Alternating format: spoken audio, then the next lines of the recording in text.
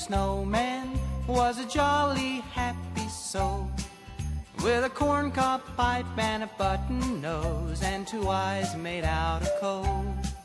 Frosty the snowman is a fairy tale, they say.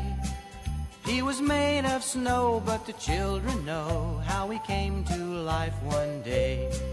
There must have been some magic in that old silk hat they found, for when they placed it on his head, he began to dance around.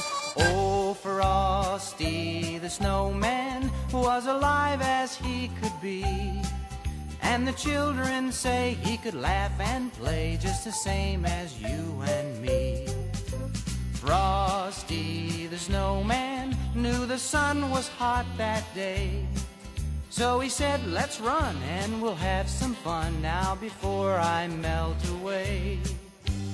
Down to the village with a broomstick in his hand, running here and there all around the square, saying, catch me if you can.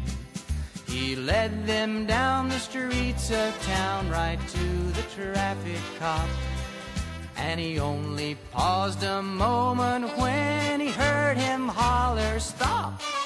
For Frosty the snowman had to hurry on his way, but he waved goodbye saying, don't you cry, I'll be back again someday.